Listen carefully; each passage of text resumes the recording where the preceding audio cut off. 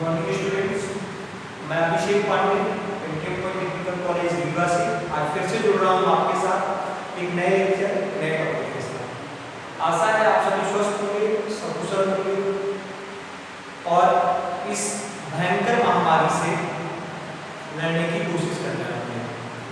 कभी कभी क्या होता है कि प्रकृति जो है वो संतुलन बनाने का कार्य करती है।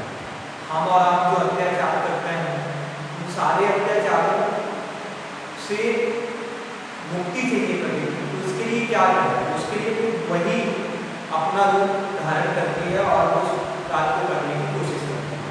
ठीक है, तो हमें आशा है कि आप सभी स्वस्थ होंगे, सकुशल होंगे, लॉकडाउन के नियमों का पालन कर रहे होंगे। ठीक है, मैं अभिषेक पांडे आपसे फिर से जुड़ रहा हूँ एक नई क्लास में। आज हम बात करेंगे आपसे एडवांस टेक्निकल एनालिसिस में। जो हमारा टॉपिक है वो टॉपिक है डिसीजन ट्री। ठीक है, डिसीजन ट्री यानी निर्णय वृक्ष।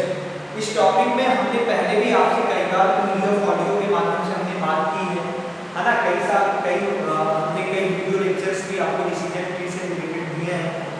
लेकिन आज जो हम आपसे बात कर रहे हैं वो एडवांटेज और डिसएडवांटेज की बात करेंगे डिसीजन ट्री की। डिसीजन ट्री की क्या एडवांटेज है और क्या डिसएडवांटेज। ठीक है, तो आइए चलिए स्टार्ट करते हैं। सबसे पहले एडवांटेज क्या है डिसीजन ट्री के? इजी टू अंडरस्टैंड, मतलब ये समझने में आसान है, उसको आसानी से हम समझ सकते हैं और इसमें जो हम निर्णय लेते हैं उन निर्णयों को भी हम आसानी से समझ सकते हैं। हमको बहुत ज्यादा समस्या का सामना नहीं करना पड़ता, क्योंकि होता क्या है कि डिसीजन ट्री इस तरीके से वर्क करता है। वो हमारे पास ढेर सारे ऑप्शन देता है, उन ऑप्शंस में हमको सबसे बेहतर चुनना रहता है ना। तो इजी टू अंडरस्टैंड, इसको समझने में आसानी होती है, आसानी से हम इसको समझ सकते हैं, किसी तरीके की कोई समस्या नहीं होती। फिर दूसरा है easy to generate rules. Rules को जनरेट करना आसान होता है। यदि हमको रूल्स को जनरेट करना है, रूल्स की आवश्यकता है, तो आसानी से हम रूल्स को जनरेट कर सकते हैं, रूल्स बना सकते हैं। इसमें आपको किसी तरीके की समस्या का सामना नहीं करना पड़ता। रूल जनरेट करने में आसानी होती है, आसानी से हम रूल जनरेट कर सकते हैं। तो दो एडवांटेज है इसके, इजी टू अंडरस्टैंड, समझने में आसानी है, आसानी से हम समझा सकते हैं, और इजी टू जनरेट रूल्स, और आसानी से हम रूल्स जनरेट कर सकते हैं। केवल यही दो एडवांटेज है, दो एडवांटेज पे डिसीजन ट्री हमारा वर्क करता है। ठीक है, वो दो एडवांटेज क्या है? इजी टू अंडरस्टैंड और इजी टू जनरेट रूल्स। ये दो एडवांटेज इसके डिसीजन ट्री के, जिनको आपको याद रखना है और पढ़ना है। ये हमारा एग्जाम के पॉइंट ऑफ व्यू से इंपॉर्टेंट टॉपिक है, क्योंकि वहां पे एक ना एक क्वेश्चन इसमें आना तय है, तो आपको इन सारी बातों का भी ध्यान रखना है। अब बात करें अपन डिसएडवांटेज की।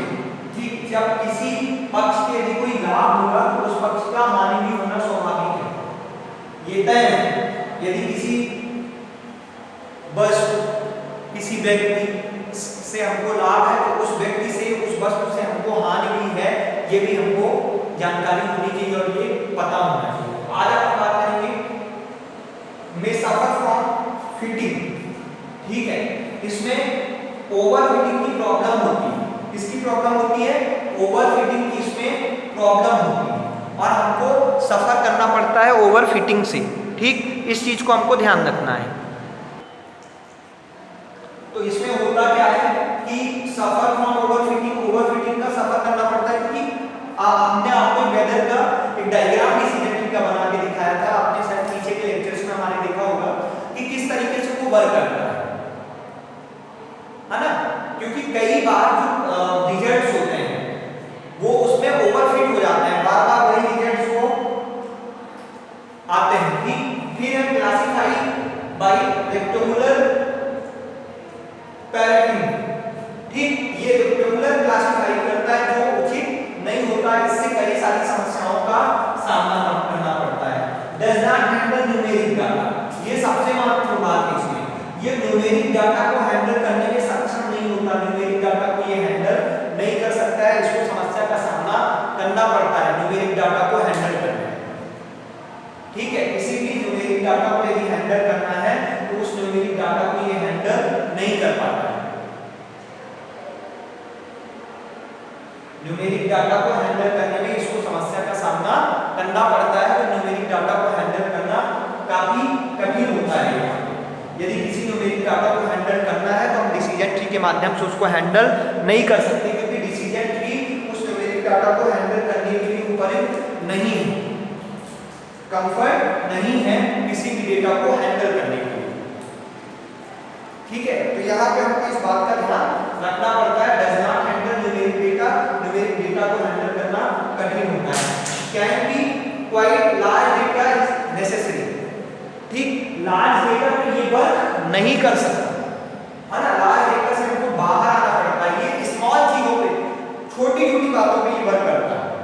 ठीक है, लार्ज डाटा में ये वर्क करने के लिए परफेक्ट नहीं है, वहां ये बेहतर तरीके से वर्क नहीं कर सकता और इसको कई सारी समस्याओं का सामना करना पड़ता है वर्क करने के लिए। तो ये इसके डिसएडवांटेज हुए। ठीक है, एक बार आप फिर से बात कर लें, मे सफर फ्रॉम ओवरफिटिंग। ठीक, दूसरा है classify by rectangular pattern, does not handle numeric data और can be quite large data is necessary.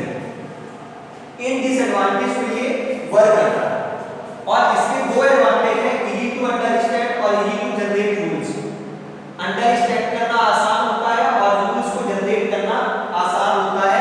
इन दो डिसएडवांटेजेस पे ये वर्क करता है। ठीक है, तो हमने आज आपको डिसीजन ट्री के बारे में बताया और ये डिसीजन ट्री हमारे लिए और हम सबके लिए अत्यंत महत्वपूर्ण होता है। ठीक है, आज हमने आपको जो पीडीएफ भी दी है डिसीजन ट्री की, तो आपने उसको देखा होगा और आपने उसको समझने की कोशिश की होगी कि किस तरीके से डिसीजन ट्री वर्क करता है। ठीक, डिसीजन ट्री बहुत महत्वपूर्ण टॉपिक है स्टैटिक्स का। ठीक है, प्रोबेबिलिटी और डिसीजन ट्री में बहुत ज्यादा डिफरेंस नहीं होता, दोनों एक ही तरीके से वर्क करते हैं और दोनों ही अत्यंत महत्वपूर्ण होते हैं। ठीक है, इन दोनों की सहायता से हम निर्णय ले सकते हैं और ये निर्णय लेने की क्षमता विकसित, किसी भी व्यक्ति को निर्णय कैसे लेना है, कैसे उसको वर्क करना है, उसके लिए भी ये महत्वपूर्ण होता है। ठीक है, कोई भी व्यक्ति कैसे निर्णय ले, कैसे वो वर्क करे, कैसे उसमें वर्क करने की क्षमता है, किस तरीके से वो बेहतर कार्य कर सके, ये सारी चीजें हमको डिसीजन ट्री के माध्यम से पता चलती है।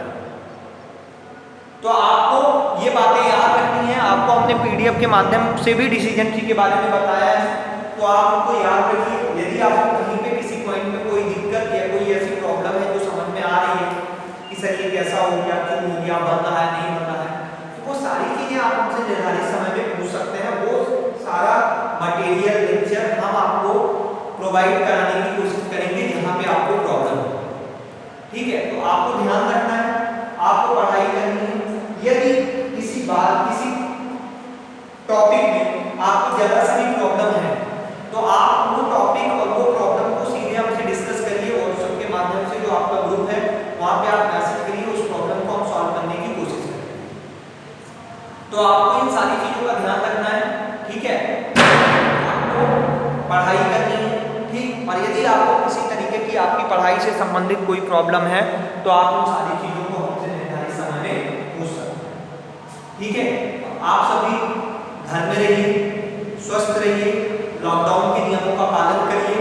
महाविद्यालय प्रबंधन भी आपसे बार बार यही उम्मीद कर रहा है कि आप जिस अनुशासन और जिस संयम के साथ महाविद्यालय में रहते हैं, उसी अनुशासन और उसी संयम के साथ आप घर में भी रहकर लॉकडाउन के नियमों का पालन कर रहे होंगे। निश्चित तौर पे आपकी जो स्थिति है वो काफी खतरनाक है। ठीक, तो अब इस खतरनाक स्थिति से यदि हमको ओवरकम होना है, बाहर निकलना है, तो उसके लिए हमको क्या करना पड़ेगा, उसके लिए हमको संयम और धैर्य रखने की आवश्यकता है। ठीक है, हमको उसके लिए संयम और धैर्य रखने की आवश्यकता है। तो आप सभी को कोशिश करनी है।